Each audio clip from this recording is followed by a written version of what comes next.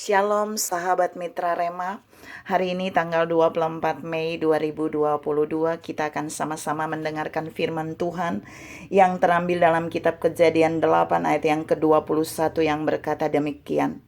Ketika Tuhan mencium persembahan yang harum itu, berfirmanlah Tuhan dalam hatinya, aku takkan mengutuk bumi ini lagi karena manusia, sekalipun yang ditimbulkan hatinya adalah jahat dari sejak kecilnya, dan aku takkan membinasakan lagi segala yang hidup seperti yang telah kulakukan. Demikianlah firman Tuhan, dan firman ini akan sama-sama saudara dan saya renungkan di hari ini yang saya beri judul Harumkah Persembahanmu. Saudara yang saya kasihi dalam Tuhan Yesus Kristus, bagian ayat yang saya baca tadi adalah respon Allah terhadap persembahan yang diberikan Nuh bagi Allah. Responnya apa? Allah bilang Allah menciumnya berbau harum.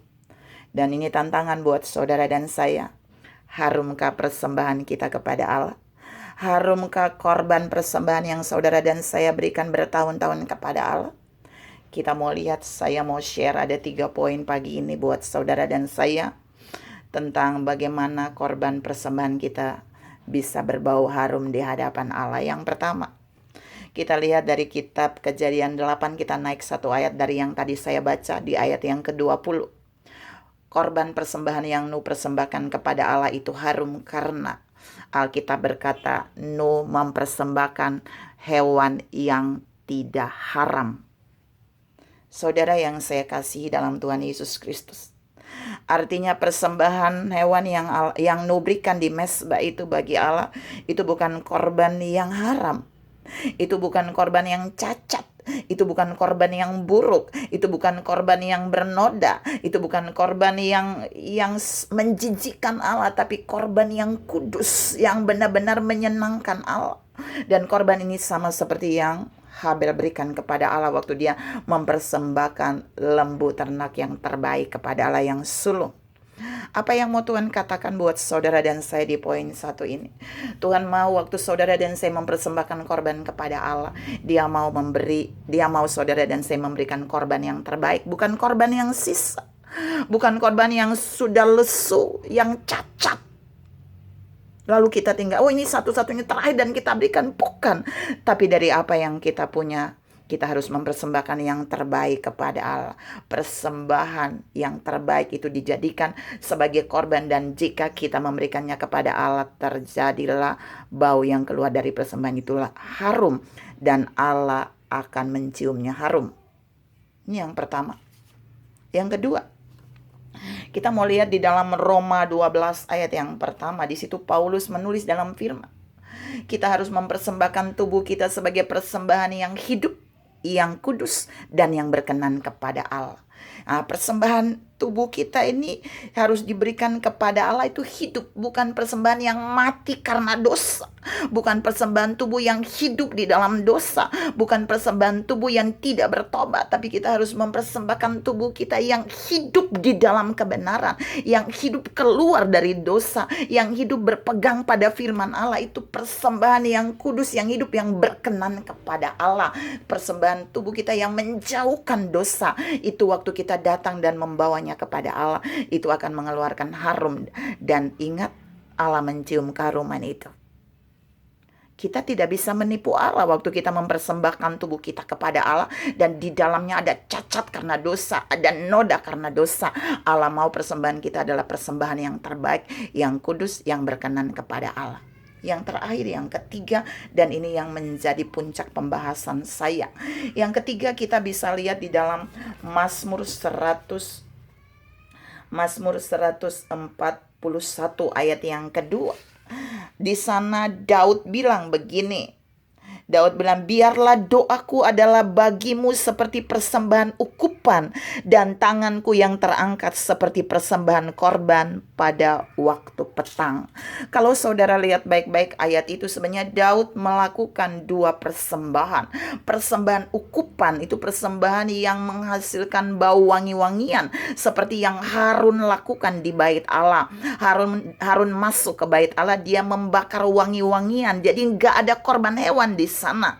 Tapi Harun membakar wangi-wangian itu di sana, menjadi korban ukupan yang akan mengharumkan bait Allah, yang membuat Allah senang. Itu doa. Ingat, Daud menjadikan doa sebagai korban bakaran ukupan yang mengeluarkan wangi-wangian kepada Allah. Maksudnya apa? Doa yang Daud bawa itu di dalamnya tidak ada dia meminta, tapi dia memberikan doa-doa membangun keintiman dengan Allah. Doa menjadi korban persembahan kepada Allah. Doa itu dia bawa menjadi satu hubungan yang intim dalam doa, dan dia berikan kepada Allah tanpa dia meminta. Ingat, korban persembahan yang harum melalui doa itu di dalamnya tidak ada permintaan, tapi pemberian kepada Allah. Jadi Daud beri kepada Allah. Dia mengakui Allah dengan dasar lewat doa-doanya menjadi korban ukupan yang wangi, sehingga menyenangkan Allah, dan Allah benar-benar menyukai itu.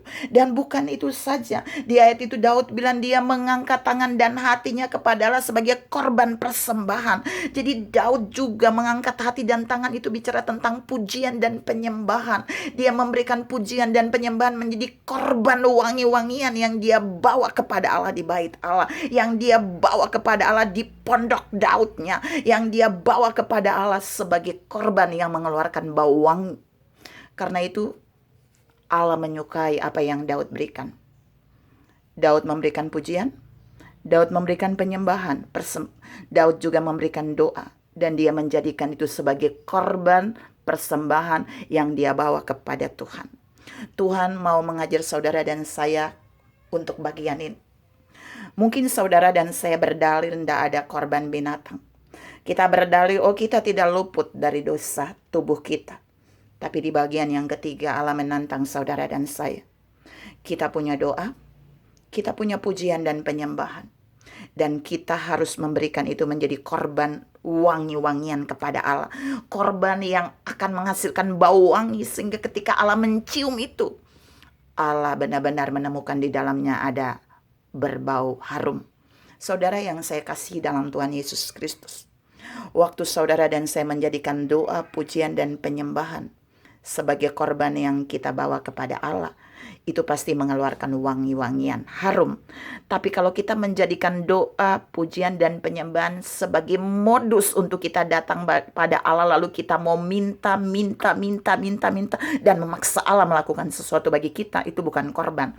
Korban itu artinya kita memberi kepada Allah tanpa mengharapkan apa-apa. Saudara yang saya kasih dalam Tuhan Yesus Kristus, itu 3 bagian korban yang kita bisa berikan kepada Allah, dan itu akan menghasilkan bau yang wangi. Apakah cuman Allah mencium bau yang wangi aja dan kemudian Allah tidak berespon? Ada. Tadi dalam firman yang saya baca dalam kitab Kejadian itu, Allah kemudian berfirman dalam hatinya, dia tidak akan menghukum bumi itu, bahkan menghukum yang hidup lagi seperti yang dia lakukan. Mengapa? Karena korban yang diberikan oleh satu orang Nuh itu benar-benar berbau wangi, itu berbau harum, dia mencium bau harum. Allah kemudian mengubah hatinya untuk menghukum bumi. Ini keren banget saudara. Artinya Tuhan bilang gini, satu korban persembahan yang saudara dan saya bawa kepada Allah, jika itu berkenan bagi Allah dan itu harum, dampaknya bisa mendatangkan berkat bagi banyak orang. Allah bilang di bagian terakhir dari Kejadian 8 ayat 22, dan dia tidak akan menghukum bumi itu lagi. Bahkan dia bilang di ayat yang ke-22, akan datang masa menabur dan menuai. Artinya akan ada berkat yang datang. Jadi ketika korban yang kita berikan bagi Allah itu tercium wangi oleh Allah, tercium harum, maka ada berkat yang akan Allah berikan bagi saudara dan saya. Itu juga yang Daud alami. Ketika Daud mempersembahkan doa, pujian, dan penyembahan menjadi korban di mezbah bagi Tuhan, maka Tuhan berkenan atas apa yang Daud lakukan. Tuhan menyukai itu, sehingga Tuhan bilang, aku meluputkan dia, aku membentengi dia, bahkan aku akan memberkati dia sampai pada keturunan seterusnya. Artinya Tuhan bilang, mari berikan persembahanmu yang harum kepada Tuhan, karena akan memberikan dampak bukan saja bagi kita, tapi bagi keluarga kita, bagi gereja kita, bagi kota kita, bahkan bagi bangsa dan bagi orang-orang yang ada di muka bumi ini.